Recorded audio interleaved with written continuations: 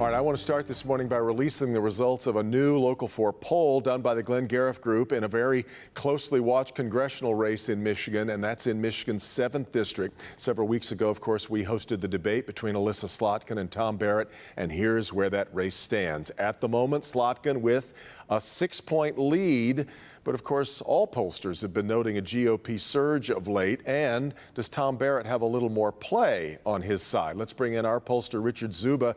Richard, it is a lead for Slotkin in this very competitive district, but your upshot here is that Barrett has some room to grow. He sure does. And there's a reason this is the most important or most highest price race in the country. You know, we've got a 6-point lead, but Barrett can pick up 3 points simply by bringing home the leftover Republicans who haven't quite committed to him yet. That makes this race a 2 or 3 point race. And, you know, I've described this district as, if most districts are a 100-piece puzzle, this district is a 1,000-piece puzzle. There's a lot of moving pieces here. Well, and it's redistricted, so we're just sort of basing our expectations on some unknowns. Well, we are, and any shift, any little shift in the final 2 weeks really dramatically changes this district. And I think one of the most fascinating elements of our numbers is that there is a libertarian candidate in this race that is getting 3% of the vote. And if that continues, that becomes a big roadblock to Tom Barrett overtaking Alyssa Slotkin. When we always talk about independents deciding the elections, what you're starting to say here then is what I guess we would call soft Republicans. And we've watched a split in the Republican Party that's developed.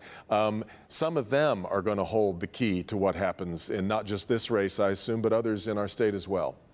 Well, they are. And these soft Republicans that we're seeing, you know, Republicans across the state struggling with are primarily what we call moderate Republican women, and they're being driven on the abortion issue. Abortion's having an enormous influence in this race right now.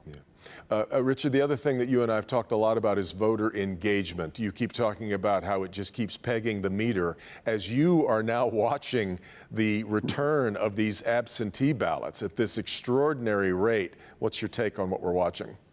Well, first of all, I think we're looking at historic turnout for a midterm in 2022. We have a motivation to vote in this district of 9.6 on a 10-point scale.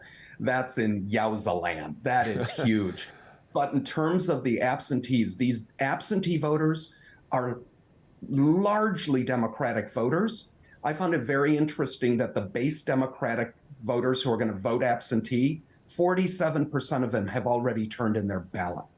That's an extraordinary return rate. This is going to be a down-to-the-wire race. This is going to be decided on election night. And if there is a national shift of any sort in the final weekend, it's going to play out in this district.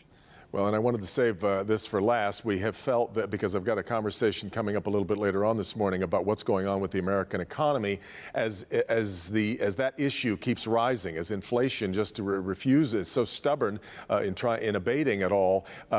We have felt a turn toward the GOP has felt stronger nationwide, hasn't it, over these last 2 weeks? Well, that appears to be the case, that they are gaining based on the inflation conversation and the economy conversation. In this district, I think there's a very interesting dynamic to watch, and that is Alyssa Slotkin is running a very interesting kind of side issue to the inflation issue, talking about manufacturing jobs and beating China. And it's giving her something to talk about that other Democrats in the country don't have as a counter to inflation. Yeah, fascinating. Richard, keep your phone close here as over these next couple of weeks. I'll be talking to you every couple of hours, I think. Thanks for the time.